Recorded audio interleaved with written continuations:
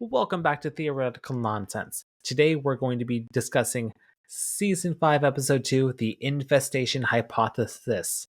And we're going to be talking paraffin candles, how to properly have virtual sex, and kissing technology. Stay tuned. Welcome to Theoretical Nonsense, the Big Bang Theory watch-along podcast. No PhD required. We're the podcast that recaps all the episodes of The Big Bang Theory. No spoilers. So hop into your favorite spot, Make yourself a grasshopper, and enjoy the ride. Hello there, Ryan. Hey, Rob. How's it going? I'm doing amazing because we're talking Season 5, Episode 2, The Infestation Hypothesis. Oh, yeah. Yeah, how'd you like this one? I kind of loved it. I kind of loved it. Nothing, we find a little bit of what's going on with the relationships, but the side story, I adored it, and I connected and related to it a lot, so I thought it was hilarious. Yes. I was a little, as we're rewatching this, I was thinking to myself, I was like, whoa, was this the time jump? Or was this, because like normally it's supposed to be like, because in Season 5 we already talked about like Episode 1, and usually like it's when it happens is usually like, like when it airs is usually when it happens, but this must have been the time jump. Yeah. The Episode 1 was like the day after, and now we're like several weeks at least because because Priya's gone. Yeah, she's gone. And I was kind of wondering if would we ever see her again, or is she just going to be gone. I do like that she's popping back up. So we have some segue into her exit from the show, or exit from the relationship. But like right now she's gone, and they are doing the we didn't really hear them talk about the long distance, but they've decided to do so. And so there must be at least a couple weeks going into this between that and the last. I wish they actually explained it a little bit better of why she left, because they it was like this throwaway line of like she went to India to pursue her law career. Yeah, like, I thought that's why she was in LA for.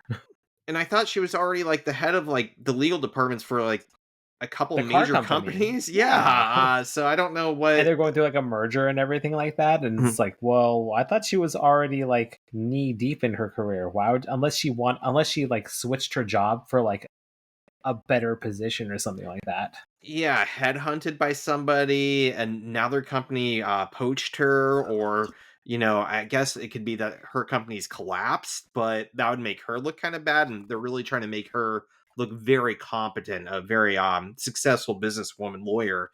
And so I think it would only work if she was like headhunted by a more powerful company out of India. Yeah, which they could have easily just said. Mm-hmm. But whatever. Either way, she's gone. And I will say that this episode did have one of my favorite Raj and Howard moments. I won't tell you what it is. I'm gonna guess, but I think you might be wrong. I think I know what you're thinking of, and you might be wrong. We'll get to it when it happens. Spoiler alert, seriously though, it's not what you're thinking. It's not It's not the nibble. Nibble, you bit me. Why are you always making things weird? Is that better? Oh yeah. All right.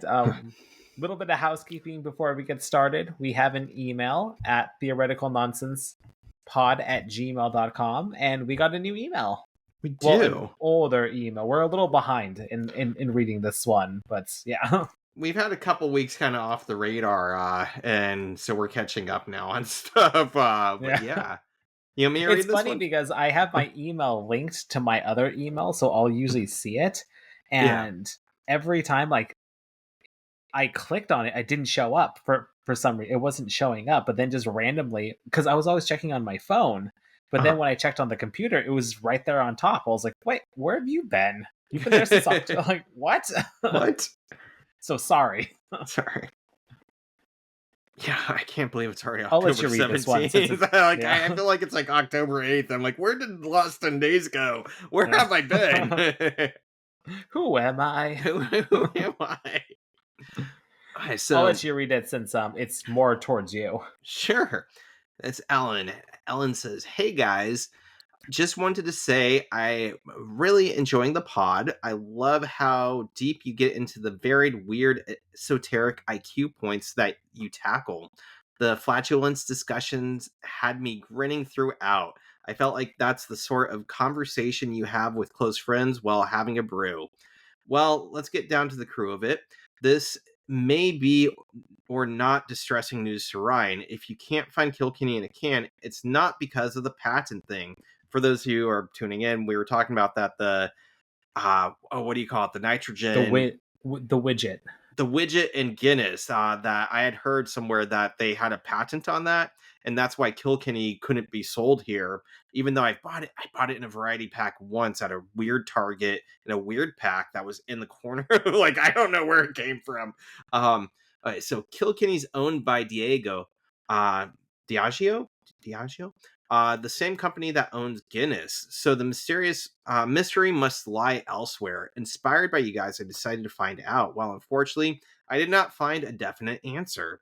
No clue why it's not stocked more in the States. A recommendation, however, if you've never had Guinness Foreign Extra Stout, the stuff they sell in the Caribbean, you've got to give it a try. It's thick, strong, and packs a proper punch. I am patiently doing my first rewatch of the show at the same pace you put out episodes, so hurry along, lol. Anyways, keep up the awesome work. Cheers. So thank you so much Yeah. for the email. You know, We'll try to hurry it up, but I don't yeah, we're know. doing our best. We're When like a whole week's disappear from my life, and I'm just like, where am I? Who am I? I'm yeah, I would love to do more. I'm happy that we're keeping it consistent. I feel like that's a win on my part. It is, These things. yeah. So We're some of the IQ points actually do take a little extra time just to fully research to find all the answers because mm, we do our best to cross check things. We try not to just do like one mhm. website, and we try to make sure it's as credible as possible. So it does take a little bit of time, but thanks for being patient with us. Yes, we appreciate it and staying with us too. That's wonderful. I was gonna Yeah. say, 2-1. I have had the Guinness foreign exercise.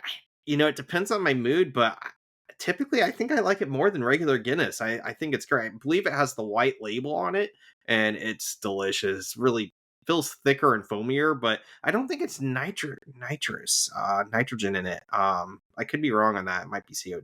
I was thinking it was CO2 for some reason, so it would make it a little bit heavier.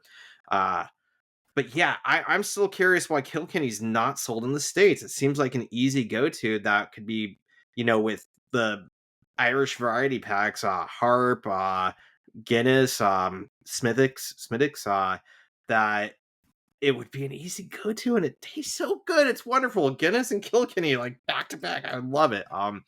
But yeah, so it's a mystery if anybody else wants to chime in on why Kilkenny isn't sold in the States except at Irish bars.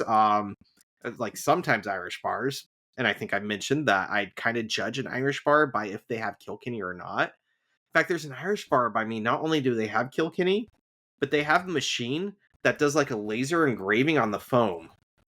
So if you get a Guinness or a Kilkenny, they can like etch a stencil into the foam with their machine. It's like amazing. So high tech. All right, I'm actually checking Chat GDP just to see if they have an answer. Tell And us, it AI. says it's not that the US absolutely bans Kilkenny beer, but rather its availability is very limited due to a mix of business, import, distribution, and branding constraints. Here are some of the reasons. It just says distribution agreements, exclusivity, three-tier system, import complexity, brand overlap, substitution by sibling brands. Yeah, it's actually name dropping Smithwick's, like saying, well, we already have that, so why like Mhm. cross over? But it's like it's different though. So It's different, yeah. And maybe but the patent rumor stems from them not wanting to take away from sales from Guinness, and they're like, we're happy with those sales, so we're not going to have combat with our own products. I don't know. Yeah. But All that's I'm what saying Chat is GPT says. I'd be buying a lot more Kilkenny. I'd buy some Guinness, but I'd be buying a lot more Kilkenny in my beer buying.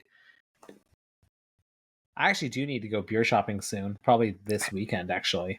I do too. My kid's turning 3, so obviously we're stocking up on beer. I Because that's what parents do. was gonna say you also have the party, so you're probably supplying for that. Sure. Sure, sure, Yeah, sure. sure. I actually am gonna put out like one bottle of whiskey amongst all the beer and everything, and whatever happens, happens. Happens. It's like when in Vegas, or what happens in Vegas stays in Vegas. What happens to the Whatever whiskey happens at bottle? the kid's 3rd birthday party happens at the kid's 3rd birthday party. I need to go. I have I got a huge case, like what is like 4 or 6 packs or whatever from Costco of Sam Adams Oktoberfest. It's my favorite beer by them. Like they have some good beers. I think they're still considered brewery, even though they're technically large. I don't know. I've learned about some of the specifics of them, that they've changed the beer market like single-handedly. But anyways, I got this huge box of Oktoberfest from them. I'm like, man, I love Oktoberfest, but I feel like if I'm drinking that in November, I've done something wrong. So I have like maybe a 6 pack and a half left of it. I got it in September. But that's almost gone. When that's gone, like I have a few stray cans of random stuff I've bought over the summer, and I'm like, I need beer. I have some I don't know, some random IPAs. I have like I ended up with a case of what's that, Cock and Bull ginger beer. It's not alcoholic, but somehow that ended up in my beer fridge. So every now and then I go in and grab a beer, and I'm like, oh god, that's Like, ginger ale. like, So, wait a minute. wait a minute.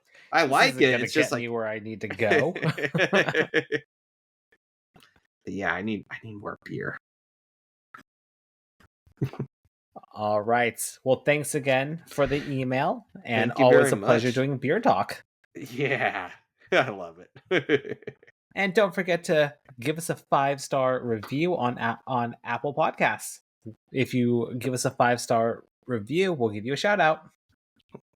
It's been a while, so talk somebody and give Yeah. us a 5-star review, and we'll shout out to Yeah. them. Or You. just take your significant other's phone, log in, and just give us 5 stars. Whatever. Yeah. We'll take it.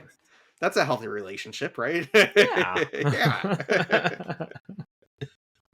All right. Anything else before we get started? That's all I have. All right.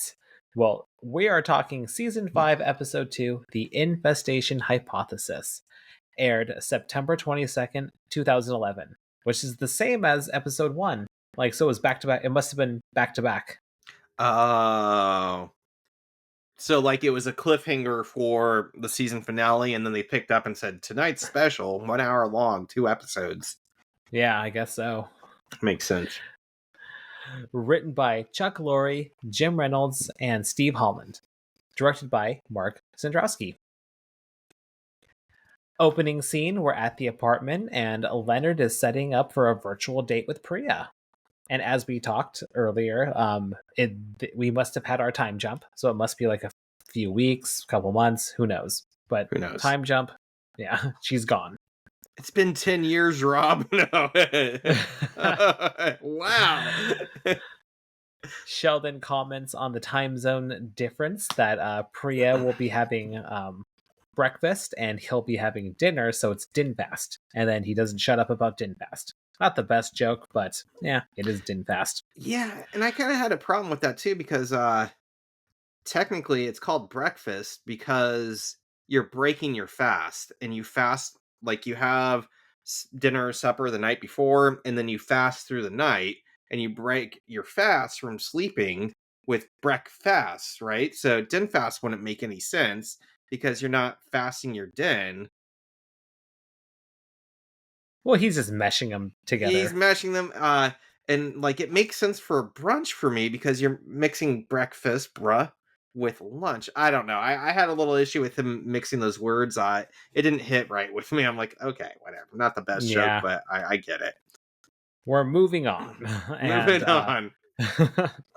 Sheldon asks about the candles if they're soy based, because if they're paraffin, they may contain carcinogens. So unless lung cancer is the topic of their conversation for Din Fast.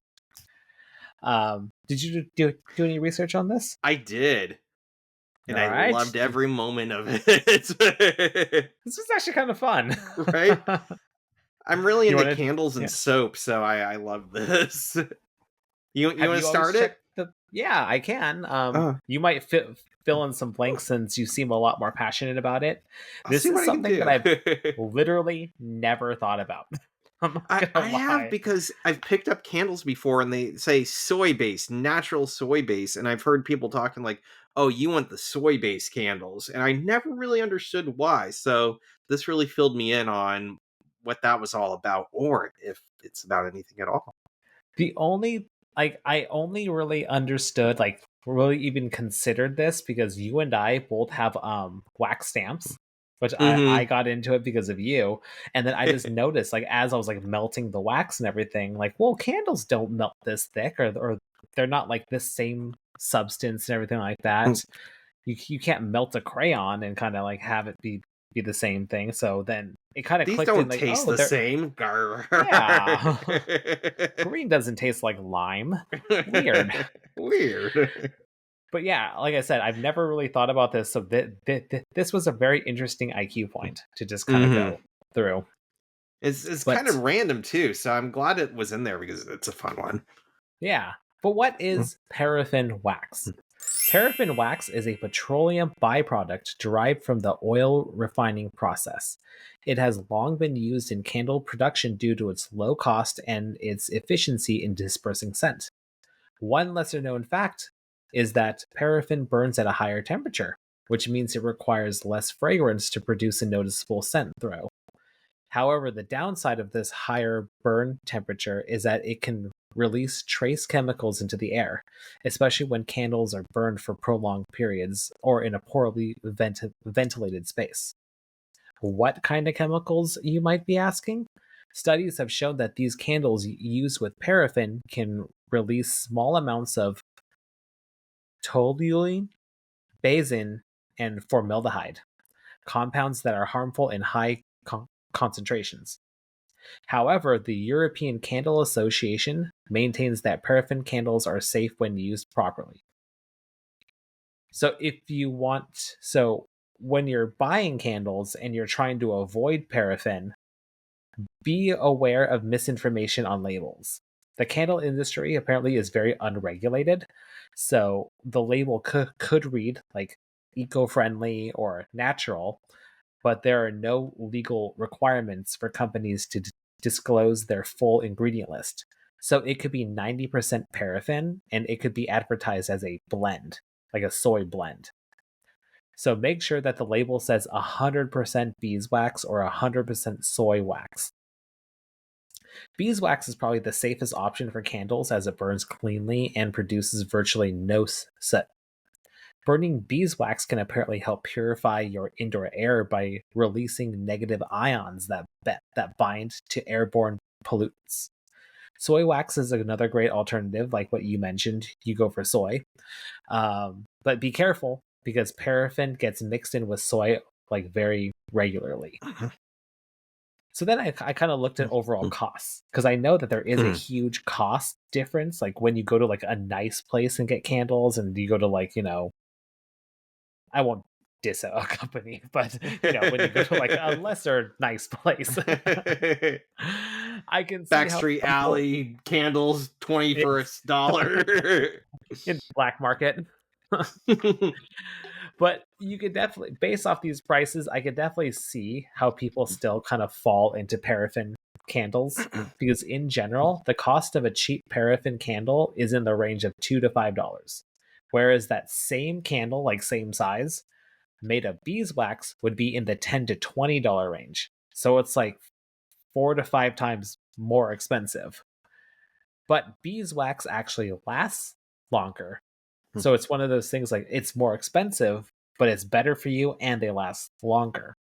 So in terms of hourly usage of a candle, beeswax might actually have paraffin beat. And that's what I learned. So I'm glad you went first because I got some stuff that may contrast that a little bit, but definitely like expands on it really, really well.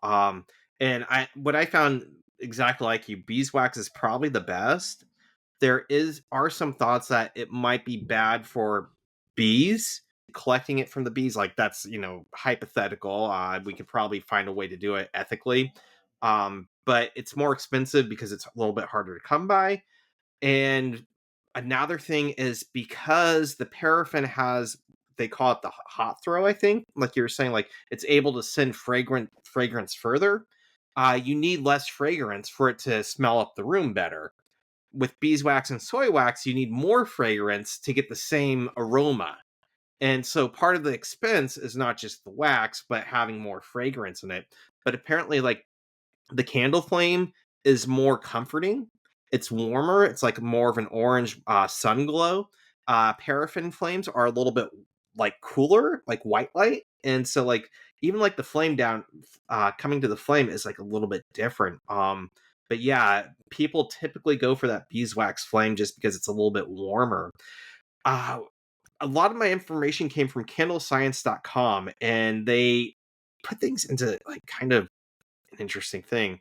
And part of it is knowing what paraffin is. And I think you kind of talked about it, but it is hydrocarbons, basically a molecule where carbon atoms are bonded with hydrogen.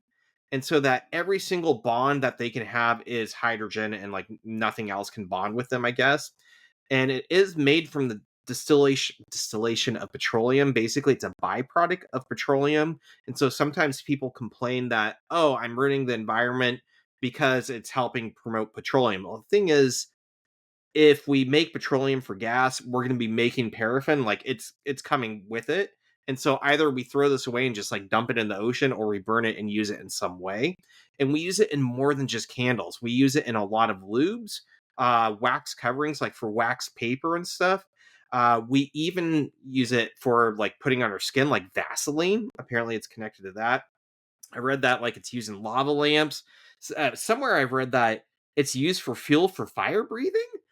So I don't know how that works, but it sounded cool. And we use it in food. We use it for cheeses. We use it for gum, and we use it for like certain types of candy. It's edible, but we don't digest it, so it just like passes through our system. So that's something to consider, that if we can actually eat it in its purest form or purified form, it might not be so bad to burn it. And yeah, we talked about being created in 1830 Germany, uh, and it's gained popularity because it was cleaner and burned better and was cheaper than tallow. And I looked into tallow, so like beef fat or animal fat. That typically was like the dirtiest, most suit type of candle, and it was popular at the time. Um, but apparently, according to Candle Science, and they provided some studies that like if it's actually refined like it's supposed to be, paraffin wax burns as cleanly or pretty much as cleanly as other candle waxes. Where is this? So as long as you're saying, as long as it's been processed correctly. Exactly. And like you said, there's not a lot of restrictions on candles, so you run the risk of it not being processed correctly. But if it's processed correctly, there's not going to be other things in it. And this website said that sometimes it gets confused with what's called slack and scale waxes. And basically, if they're not fully refined, they do release toxins into the air. But if it is fully refined, it's not so bad, and it's about the same. And there's been studies that suggest that's the same byproducts as and emissions as other waxes.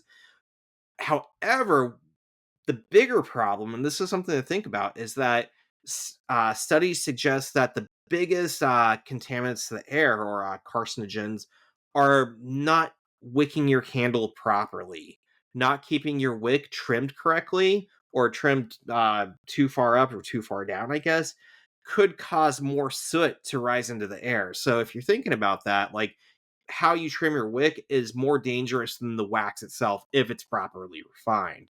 But again, it does get that stigma because maybe there's been times where it's not properly refined, or because people think it's associated with petroleum, but technically it is different. So it's if we're able to eat it and put it on our skin for like rubs and stuff, maybe it's not so bad for the air either. It's maybe not great, but also it's not any worse really than soy or um, beeswax. Although Beeswax. everybody says that tallow does get a little bit sootier and it smells bad too. So maybe tallow's a little bit worse. So Save the other tallow for your brisket. right, tallow for the brisket, or I've been using tallow soaps lately. Have you tried tallow soaps? No, I haven't. No, somebody Interesting. recommended them. A friend of mine recommended them, and he was really big into the what was that 4-H club in high school, like animal raising and stuff. And he's like, I only use grandma's tallow soap, and I'm like, I want to try it. And like, it's a big thing in like natural soaps now. Like, it's a fad coming up. Where like usually people use cocoa butter or palm oil. Uh, Tallow is like a big thing, but like the ones I get like have really distinct meaty smell to them. And like I rub it Mm. and like it's not horrible, but it lathers great and it is very moisturizing. But I smell a little bit like a steak. And I get out of the shower and my cats kind of smell me like I want to eat you. And I'm like, oh my goodness. So yeah, I don't know what to think of tallow soaps quite yet. My cats like it, I guess. My dog's nice to me about it, but I'm thinking she knows too. She's just polite. when, So, when we're in the same room at some point, you're gonna attract me too. right? Like, you smell delicious. I want some brisket. I want some brisket. So yeah, I think I went through mostly there's a few other differences that paraffin is a little bit more solid and maybe more aesthetically pleasing. So you get like more solid looking candles with soy and beeswax. You might get like some imperfections, I don't know if it's called crystallizing or like misshaping, cracks, or like kind of foam looking stuff on it when you're creating the candles. Paraffin usually is solid and just a really nice looking candle, which is why some people go with that. But also the consistency. Apparently, since it's like harder, it's easier to mold. And so if you want to like make mold candles, usually paraffin's the way to go. Or I think they said like column or tower candles, so like the really long skinny ones, I'm guessing, usually aren't soy based because they're a little bit softer and harder to manipulate like that. Um Might snap more too if it's harder and you could shape it better. Like a longer stick would actually like last longer, or it wouldn't it, break. it wouldn't break Probably. as but it does burn like more intensely, and apparently that can lead to more dripping. So beeswax and soy may not drip as much as, and I'm thinking like the pair like long dinner candles that I have and how much they drip down the sides, or like the Halloween ones. Halloween's coming up. Yeah. Have you seen the ones that where they like bleed? Yeah. So I'm guessing that's part of it, is that they rely on the dripping to bleed. So maybe that's something too. And with candle makers, they take that all into consideration. But totally, if you prefer the quicker burns, more fragrance, the hotter burns, the cooler light, paraffin might be the way to go. But usually people like the beeswax more because it burns longer. It burns a little bit differently, more orange, more comforting, and then soy seems to be somewhere in the middle. Do you burn a lot of candles? I I do. I not a whole more than the average guy, I'll say. I have a lot of them and I like having a selection of what I want to burn, but like right now on my table, my desk, and we're not recording the video today, but I have a spiced tobacco. I have Okay, this was like a karma candle, and it was supposed to be for it was a red candle for like money, and like you burn it and it helps provoke money. I guess. I have one from Woodinville Whiskey, and it's kind of whiskey barrels scented. Oh. And then I have one that I got at the fair, I think, and it's Mythic Wick Baba Yaga. And So it keeps the Baba Yaga away or lures him? I assumed it lured, but maybe I haven't seen Baba Yaga yet, so maybe it keeps away. The thing about this one is it's coconut soy blend, but a lot of fragrance. I'm guessing that's part of it to get the same fragrance release. They put a lot in, and so I have to burn it sparingly, or I can get a headache because it's a little intense compared to some of my other ones. But it smells wonderful nonetheless. I just have to be careful. So yeah, I have, Yeah, just on my office desk, I have like 4 candles. I know. It's For like, wow, you're really into candles. I only have a candle just to burn for the melting of the wax for the wax beads for uh, stamping. That's the only time I burn a candle. Otherwise, I just have I have battery operated candles. uh, Turn it on, click. I have one I got at a fair that like you burn it and it has dice in it, like a whole set of dice, and like it's like Inside fantasy. the candle. Yeah, it's like called Fantasy Force, and you're supposed to burn it during like D&D games. And as you burn it, you get dice to play in your D&D games. And like Mm. they had random assortments, but like one of them was like metal dice, one was like plastic dice. There's another one. I can't remember what it was, but they had to actually wrap them in foil because they said that the dice were getting damaged from the flame. Right, So yeah. all sorts of stuff. Well, we're gonna have some D&D talk in the next episode. I got a little bit ahead. I wanted to watch it, but I'm like, I don't want to ruin anything, so I'm gonna have to watch it and take notes very quickly. I have like a day off, so I was gonna I'll say, get her like, done. we're recording back to back. We're like, Yep. uh-oh, you're gonna be busy tomorrow. I have tomorrow afternoon and Sunday planned for. Oh shit. Okay. Well, all right. Anything else on candles That's or candle paraffin? talk. Yeah, that was very insightful. And I love candles. Have you seen any of Haunted Hotel on Netflix? no. I think I might have mentioned it. It's a cartoon, but it's made by the people who make Rick and Morty, or it's some of the people. So it's kind of like weird adult humor, but it's about a hotel that a woman's inherited and from her brother, and everybody in like it's filled up with weird ghosts and like stereotypical weird hauntings. And her brother died there, so he's a ghost, and like he hangs out with her. And for some reason there's a ghost who really likes candles, and he has like a candle on his head, and he just runs around. He's kind of like a scary Pokemon. He's like candles, candles, candles, and like runs around with candles. Like that guy really No, likes I have not candles. watched that. Yeah. Candles, candles. Is that gonna be you when you die? You're gonna be a ghost, Right? candle ghost. I feel a connection. I Yeah. do. Hmm. This ghost just gets me. He gets me. It is about candles. All right. Well, onward. Onward. Leonard tries to shoo Sheldon along. Sheldon tries to get Leonard to use his time better and to not waste it on this relationship, that he should get a hobby, like the guy with a large ball of twine. And then we find out that the difference between Leonard's and Priya's relationship compared to Sheldon and Amy's is that Sheldon doesn't like Amy. Or, I mean, Sheldon doesn't like Priya. Yeah. That that I was know kind of he a was. low blow too. Well, Like you Leonard was. like I mean, we know Leonard doesn't particularly like Amy. right, but he's Yeah, nice but he's just enough being nice. and He's being nice enough to actually yeah. say, like, yeah, of course I like her. Sure, totally. Sure, yeah. That's the difference. Well, then, where are we? Well, okay. Then Priya calls, and then we cut to Sheldon hanging out with Penny. They have a nice little cute banter as a married couple. That Sheldon wants some cookies and tea. I thought that I like that. This whole like little exchange was really witty. I laughed at the whole thing. Yeah. And then we get the chair, and The Sheldon chair. loves it. It's so great. It's a chair worthy of its name. Chair. Chair.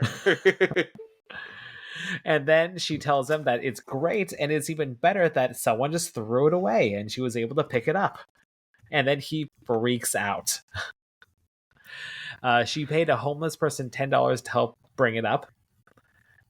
He panics and strips down and runs into the shower. But then he sees a band-aid on the floor and then he just bolts and he's in his underwear. And Penny is relatively unfazed. It's like, yep, I Sheldon being Sheldon. I would get a point here for being like Sheldon. That chair would freak me out. I would feel uncomfortable about it being in the same room as me or house. And I would have, he has nightmares later, but I would have nightmares of it having bed bugs and the bed bugs coming out and infesting the walls. It would get to me at a I, very foundational level. I agree with that because even like Goodwill and Value Village don't take a lot of like furniture with like fabric on it. Yeah. They just won't take it for It's that reason. dangerous. Like, yeah, it's like who knows what happened on there. How many Ugh. people have died on that chair? But yeah, and I would almost double down, but I think I would be able to take the shower if there was a wet band-aid on the floor. But very visceral reaction, I would be close to puking if I saw a band-aid on the floor. Like that makes my Oh, skin really? crawl. I don't think I would run out of my underwear, so not quite a second point, but I Oh, feel you, Sheldon. I feel that. okay. Now we have the opening credits, and then we shift over to Howard's workshop. And they are using a hydraulic thermoforming press to heat up their sandwiches. They do a panini, and then they're on to a tuna melt. Do you look I into these just realized presses? realized I did not look into this. It's like, oh yeah, I missed that one. Did Uh, did you? it's kind of like a failed IQ point for me. I couldn't really find anything, and it was really hard. Everything I came up with was hydraulic presses, but basically these are, from my understanding, typically used to use thermal heat to To wrap form plastic. plastic. So kind of to get like a piece of plastic and form it, I don't know, into like a helmet or like a side of a car, but it's that like compression thing where you have two sides of a mold and the heated plastic is pliable, and so you smash it together and it takes the shape of the mold. Maybe toys, I guess, would be it as well. But The food industry actually uses that pretty often. stuff like that to Yep. mold stuff. Yeah, because like pretty much all the plastic that your food in, it's not like a little Ziploc bag where somebody manually puts it in the Ziplocs. It's a machine that actually has plastic like in rolls and wraps around it and then presses down. So it's probably the same thing. Very similar, at least, right? And I was getting like, because like that didn't seem like the typical hydraulic press. I couldn't understand if, I think some of them actually do the heating, and in the show it seems like it's doing the heating for them. It's pressing the sandwich and heating them, but it seemed like some of them you had to heat the plastic beforehand. Some of them like it heated and then pressed. Some of them pressed and heated. Like I was getting all sorts of stuff, and it was just like it's hard to say. But what I did find is that I did find interesting was he claimed this set the school back 175 grand. And I tried looking up and I found places like get a quote. So I'm guessing there's probably better ones out there. But Alibaba has them starting at like $800. And I'm It's guessing just so that's like a funny really that so funny that Alibaba has like literally everything. We found some like weird stuff. Like, did we find some like stuff to create like these God, what's it called? The where like you're sending the little particle accelerator Oh parts. yeah. We On found like those Alibaba. parts on there on Alibaba, and it was like Like, $1 million or why? something like that. It's like who's Yeah. gonna buy something on Alibaba for $1 million? I need a particle accelerator from Alibaba. Who's buying that many particle accelerators? Can I spread this over 500 credit cards? Like what? I would like a Klarma payment set up for forward payments. So the Were average they pretty ones seem to be big? about Like the uh ones on Alibaba, like were they pretty? Because theirs was really big. you know, the cheaper ones seemed really small, like maybe the size of like a small desk or something that you could even put on a desk. Not very big at all. The $5,000 ones, which seem to be the average price, seem to be like the size of like a table saw. So not very big. And then I was seeing some just on Google from random websites that were like going up to like $50,000, and those did get really big. Those were like the size of I don't know, like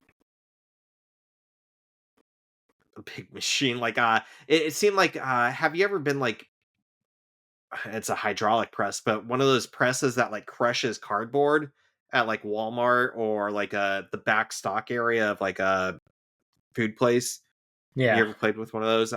Like I they got have. up to Yeah. that size, like a box crusher. So Oh, okay. for $50,000, but I found nothing over 100,000, and I'm not sure what that would be for. But it seemed like everything that was above like $5,000 was quite a bit bigger than what they were even working with. So I don't know what they paid for or what theirs did, and it was pretty hard to find anything. So I call that a failed IQ point, but I tried to look into it at least. Nice. Well, Howard asks Leonard if he and Priya are doing the cyber nasty. And then it gets very inappropriate on several levels. But there is underlying genuine concern because there is fear that Priya will lose the spark. But then he gets inappropriate again and says she can get with a dude in a turban that grew up with a Kama Sutra coloring book.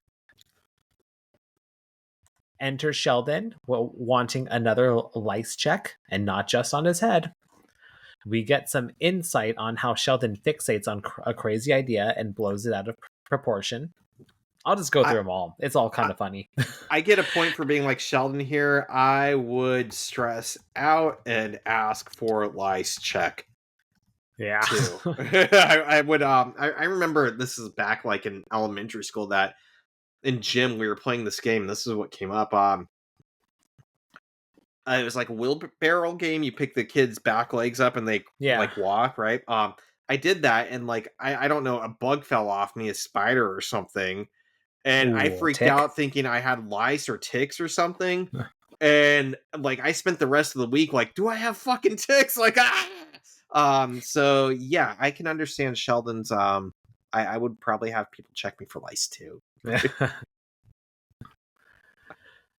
Check for pinworms while you're at it. Pinworms, right? Well, some of the crazy ideas that Sheldon has is he put GPS trackers in his garbage because he was convinced North Korean spies were stealing his doodles. The chicken nuggets, he was sure that were human nuggets. The strangely shaped cloud that was following him all around town. And the time he put on his shirt, Leonard's shirt by mistake, and was convinced that you started growing again. That one's funny and relatable because I actually did something like that before where I fell asleep one time with my contacts in and I woke up thinking that my eyes were magically fixed.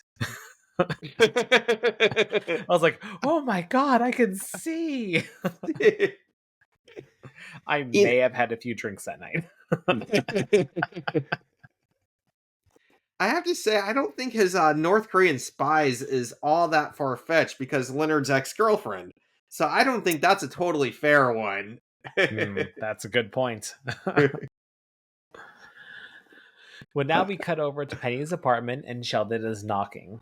Sheldon is there to convince Penny to get rid of that chair, but then she assures him that it's clean. She took off the slipcovers and had them dry cleaned and then fumigated the cushions. So then he sits on it and everything's fine until it's not fine. And the bugs get him. But it I was play just a bad dream. Ugh, that. I know. It's like, oh god. He races over to Penny's. Oh, after he wakes up, he races over to Penny's to really have Penny remove the chair. But she just keeps slamming the door on him. He calls it a health hazard. He tries to convince her. He tries another method of saying that style is all wrong.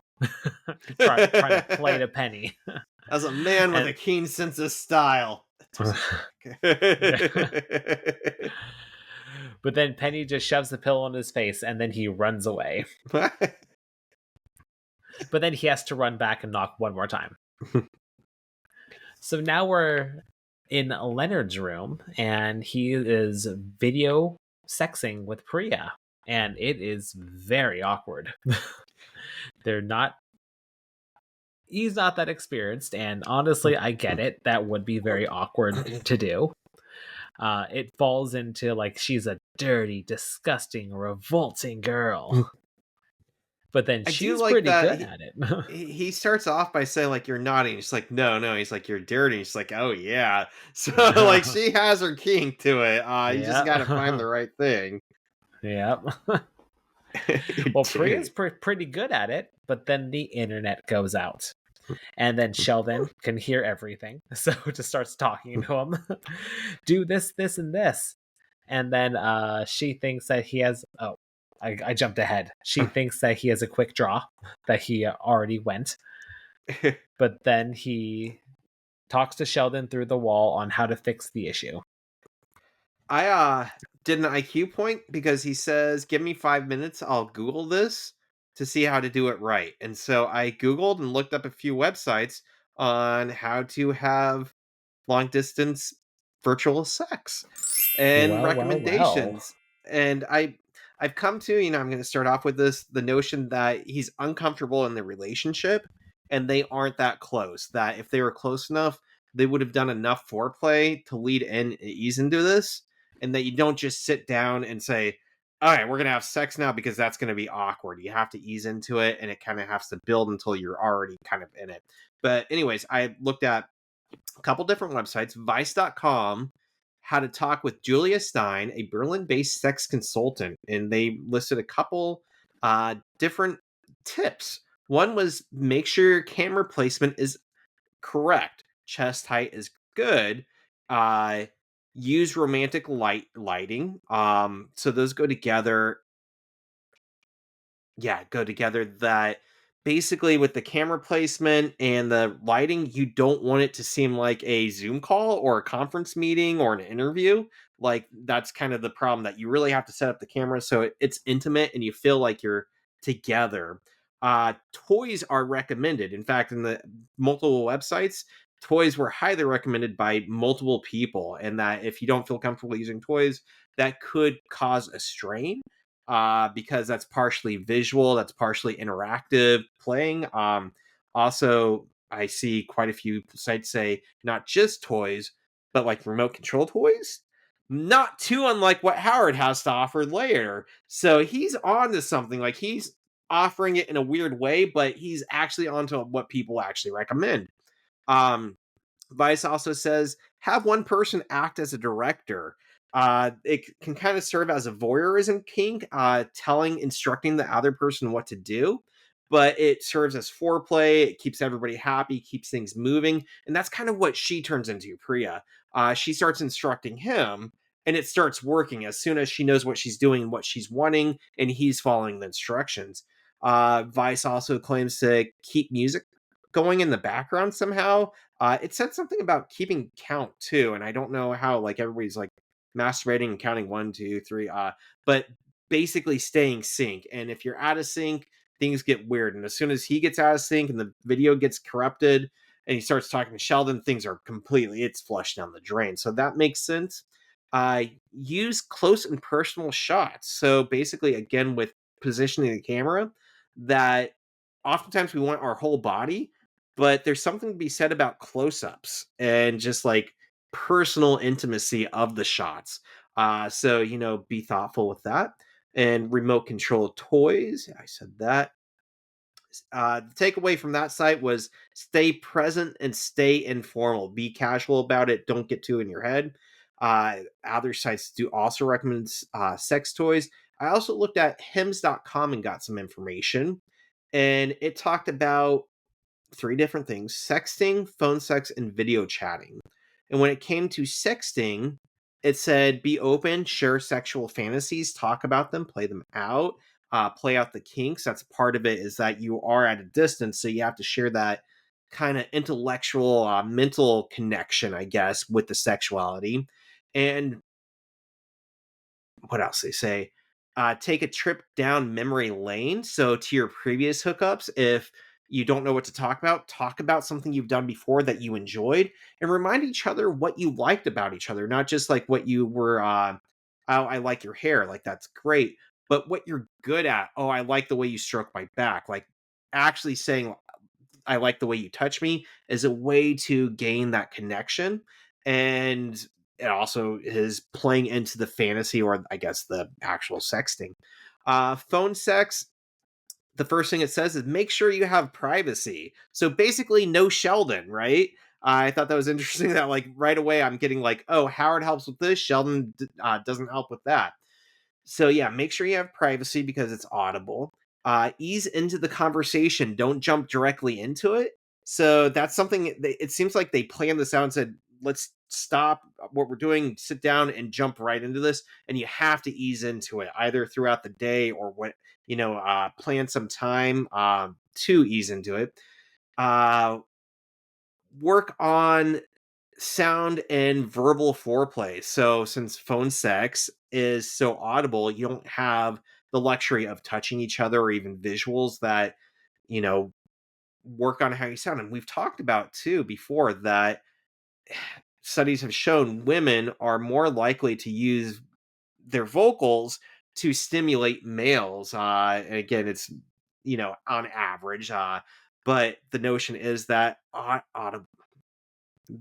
vocals, there we go, what's the word for this? Audibleness, sounds are Audio sexual. stimulation. Audio stimulation, that works, are very important. And so, work on them. And it might be a little theatrical, but it serves as an intimacy in the connection. And you're letting each other know you're enjoying each other's company online.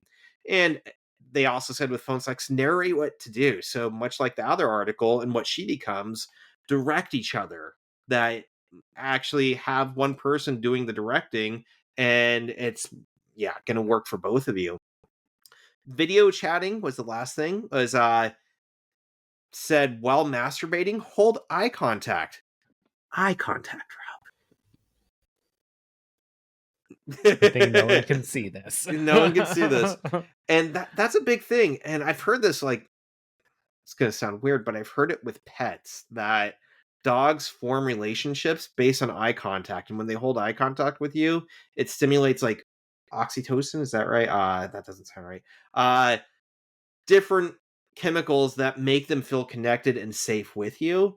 And so it makes sense that in a intimate setting, even if it's digital, holding that eye contact is important. Although it's hard because you hold the eye contact, but to make actual eye contact, you have to look at the camera.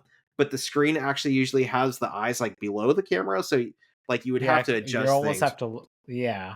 Yeah, so it gets kind of weird, but still trying to maintain that eye contact is important to the best of your ability. Demonstrate sex toys. Again, the sex toys are very important that you're able to see each other stimulated and not just the same old masturbation, I guess. It suggested watching porn together, but I don't know how you would do that. Like, I guess people have like video dates online, and I used to do this where when I had long distance relationships, we would rent a movie and we would watch the movie at the same time. And even during COVID, when I was dating, like we'd watch the movie and then we would talk about it while we were watching it. So maybe that's the case, but watching porn together on Skype seems it might be difficult to do, but they do recommend it. It claims taking a bath or shower together while video chatting could be helpful, but I would have to say keep your phone dry, I guess, or your iPad, or maybe careful with your laptop. So there's some holdbacks to that. Well, They these claim to days, place most iPhones and Galaxies are waterproof to like a certain depth. certain degree. So maybe don't go swimming with it, but you can have it Yeah. on a shelf while you shower. Yeah. But check the what is it, the IPX level, the water resistance. Play sex games. So maybe there's games out there. I know I've seen dice that you roll the dice, and that's kind of I guess what's important about that is it takes over the director role that it tells you what to do. So not one person has to be I'm the boss now. You do what I say, but the dice tell you what to do, or the game tells you take off your clothes, touch yourself, or whatever it might be. Uh, Finally, the last things on hymns.com was don't underestimate an old fashioned love letter. Playing on the foreshadowing, that's right, foreplay, that a love letter takes a while to get there and they know you've been thinking about them. And there's something about getting that physical essence in the mail that will stimulate them, that makes them feel appreciated. And that's for anybody. Like getting physical anything in the mail is more thoughtful and feels better for the receiver than like an email. The problem with that I would see is like, what if you send it to them and then break up and it takes like 2 weeks to get them? You're like, ignore that Yeah. letter I sent you. You just throw it away. But I can see why that would be helpful. Or They chicken's also, handwriting is a turnoff. yeah, I can't read anything you said here. What does this say? That says vagina. Oh no. That says wiener. I don't know. Uh, it says to plan visits and keep regular communication open. So part of this is, you know, making sure you have something to look forward to. If it's an indefinite, we are long distance, I don't know where this is going, then it's going to fall apart. But if you know we have a month and we're going to see each other and I can feel you then, I can touch you then, that can heighten the experience, I suppose, and keep you coming back for more and feeling intimate, not like it's falling apart. But also, again, regular communication, knowing boundaries, knowing each other is essential for intimacy as well as self care. They say that if you don't take care of yourself in a long distance relationship, it can be easy to get caught up with what the other person's doing or over infatuated with communication. Um, that can hurt the intimacy as well. So take care of yourself. But yeah, all these I would say that a lot of it has to do with is having a direction, taking your time, and easing into it. Don't just go hog wild into it. Nice. Hopefully Good that helps advice. somebody out there. Yeah. So he may have Googled a little bit because a little later on he gets a little bit more experienced, but more on that coming up. More on that later. Because right now we are at Amy's. And Amy Anyways. is playing the harp. She's playing The Girl from Ipanema, which I've actually never heard this song before. So I did do a little bit of research. I won't call this an IQ point. I just wanted to know a little bit more about the song. Are you familiar with the song? I don't know any history behind it, but I kind of hate it. I don't know why, but the something about it Is it that irritates st- is it me. just the style? It might be the style. I can't say there's anything wrong with the lyrics, but the melody itself. Um, there was some horror movie where it plays like in an elevator on a ship, and they're kind of like coming along. And I remember watching it as a kid. I'm like, I hate this song. I don't know why, but like it kind of ruined the movie. And every time I hear it, I'm like, it's that goddamn song. But yeah, I can't say any one reason. I don't think it's a bad song. It's just something about it, like, kind of irritates me. It's weird. Well, it's a song from 1962 and won the Grammy for Record of the Year in 1965. Originally written by Antonio Carlos Jobim and Vinicius de Moraes, and later translated to English by G- Gimbel. Norman Gimbel. And it's been covered quite a lot, but the original vocals were Stan Getz and Astrid Gilberto. Gilberto had a version of her own that was the shortened version. So if you look it up on Spotify, hers is like one of the top ones where it's just her vocals. Mm. And then it's been covered by Frank Sinatra, Cher, Eartha Kitt, and then Amy Winehouse. Probably a lot more, but that's all I saw on Spotify. But yeah, I don't mind this song. The movie is Deep Rising. Yeah, never watched that one. It was a random horror, what is it? A newly unveiled ocean liner, the Argonautica, sets out on its first cruise, only to encounter dangers both on board and in the ocean depths. With the beautiful thief Trillian attempts to steal riches from the boat's wealthy passengers. The ship encounters major problems, most notably a giant murderous sea creature with tentacles. Eventually, a boat captained by John Finnegan comes across Agronautica, and everyone struggles to survive the monster. All I remember is the elevator scene and the girl from Ipanema playing. I don't know. I don't know. It's not even a bad song. It's so It's weird to haunted explain. me ever It's since. haunted. Well, Sheldon knocks on the door and killing her vibes. And he wants her to convince Penny to ditch the chair. She agrees under one condition, that he kisses her where she's never been kissed before. So Amy is thirsty. I like this because when we met her, Sheldon met her, she was only going on dates because her mom was forcing her, right?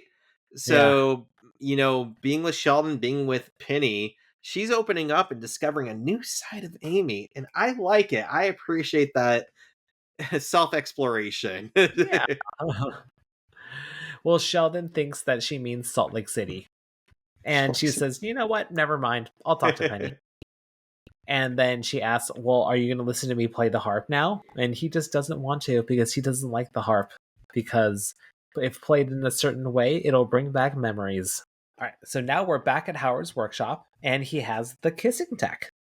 So when one person is on one side, you give the other tongue to the other person, and you can make out with each other.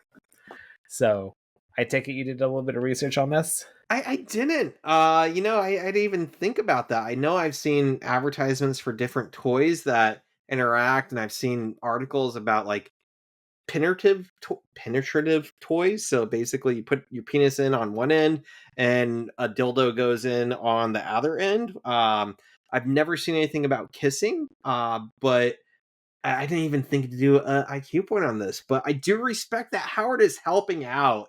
And from what I've Yep, read previous, that at least he's trying, and I think that that's important in the relationship. And it's great to have a friend, even if he goes about it awkwardly. It's good to have a friend who is supporting you like that. But did you look into it? absolutely. What'd you A get? little bit.